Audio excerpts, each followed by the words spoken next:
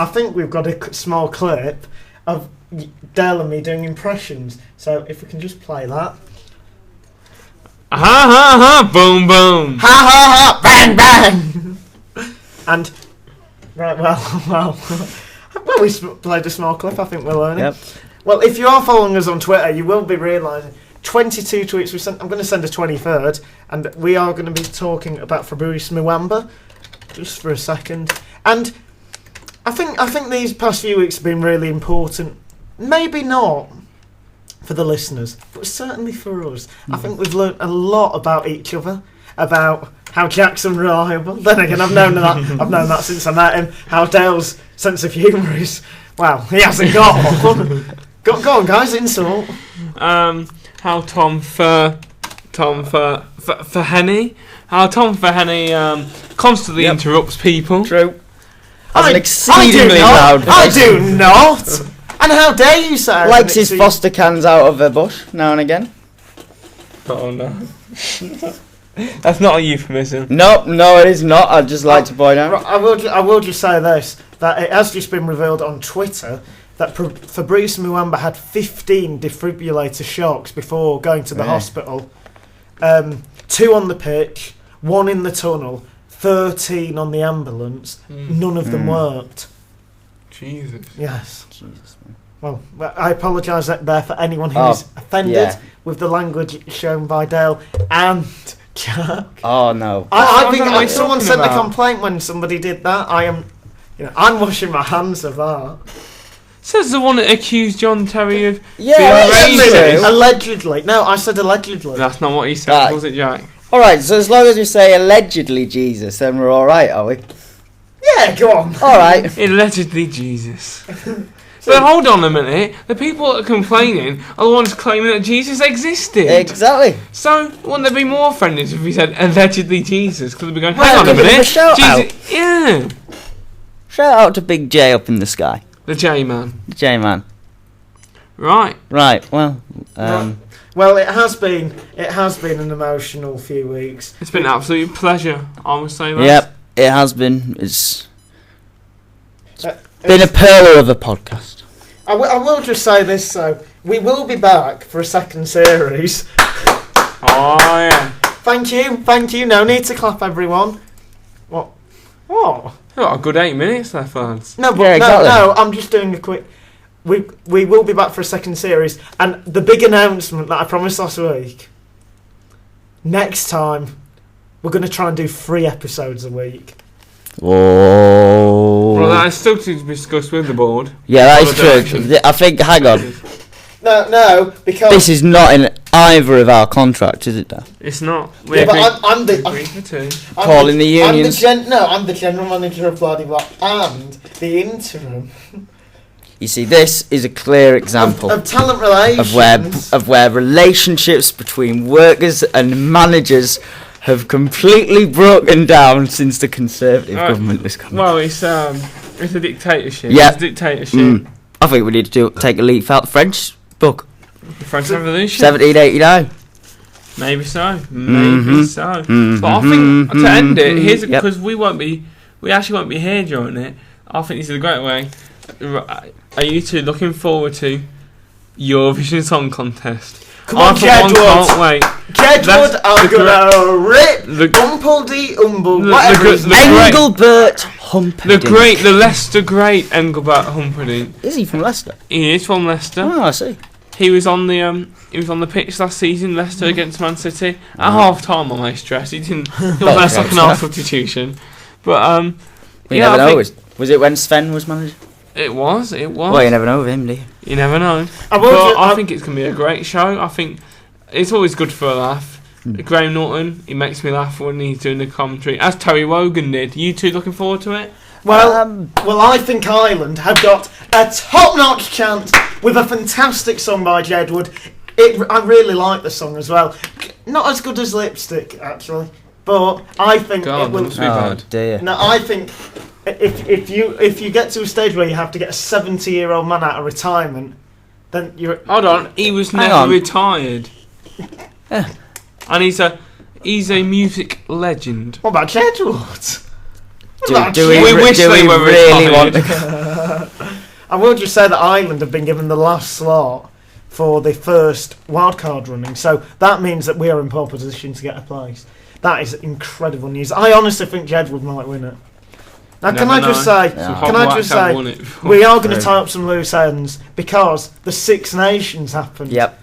Oh, yes. Happened over the weekend. It was the final one. Wales, congratulations. Yep. Great win over France. Ireland, the scrum let us down. Well, let's go England got luck. England, in my opinion, had a bit of luck on the side. They faced a tied Ireland. Are you joking? Let's point this out to our listeners. It was a very young England team, inexperienced team, only playing their second game at Twickenham. Ireland came in as favourites, with real established, experienced players, and there's no two ways about it. England just decimated them in all parts of the park. I mean, Owen Farrell again showed what a bright future he has with immense goal kicking and running play, and the scrum with lots of young Dan Cole.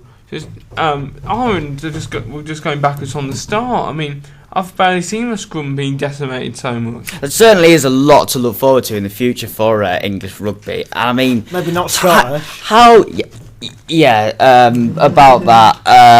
All I can say to Scotland is it was another heroic defeat. Been getting really sick of saying. I mean, I did expect them to beat Italy. I didn't think they'd get the wooden spoon. Well, if you did listen to Bloody Blah last weekend, you might have listened to it last weekend, but last week preferably, you would have listened to me say that Italy would beat Scotland. I didn't say that. But there again, I did say England would beat Ireland.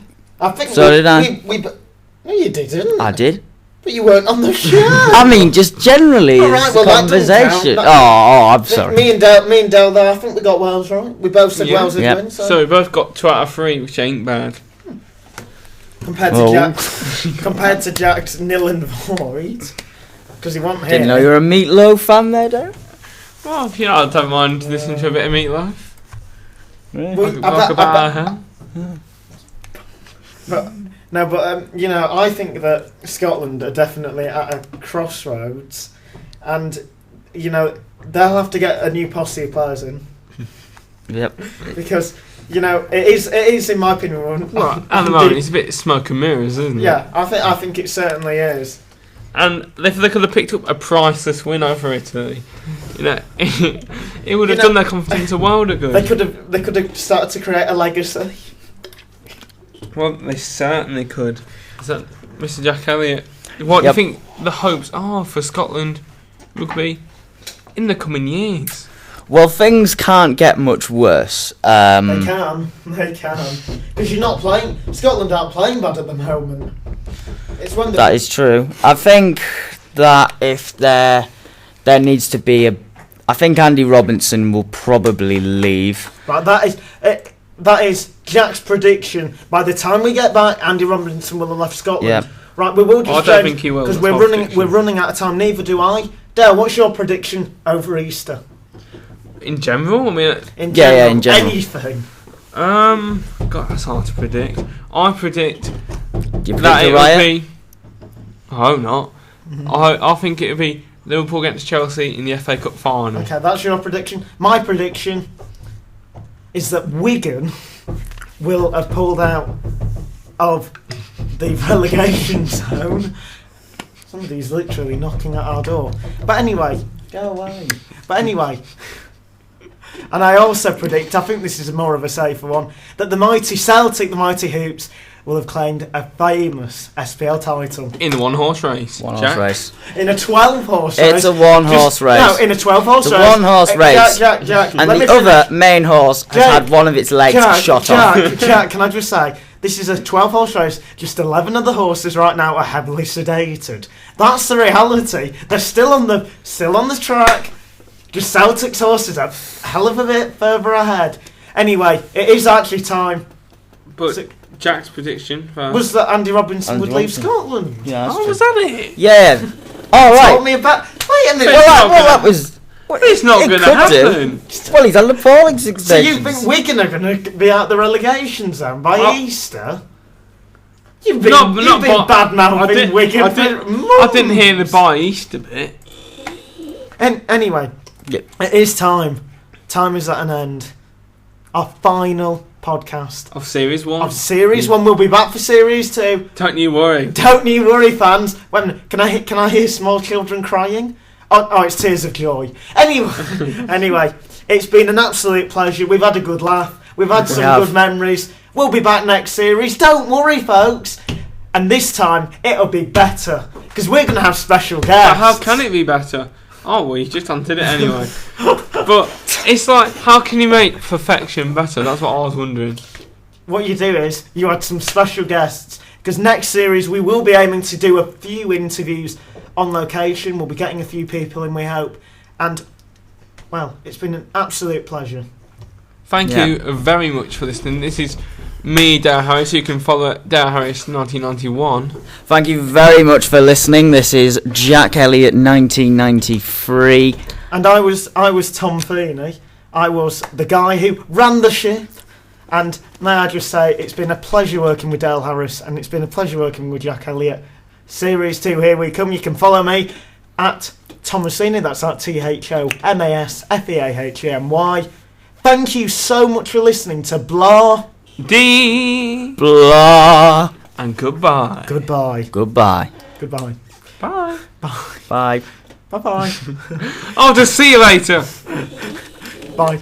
Anyway, thank you for listening to this podcast. We will be back after Easter. This programme was sponsored by www.sportingviewpoint.co.uk. Well, that's all, folks. All the sport, all the gossip, all the time.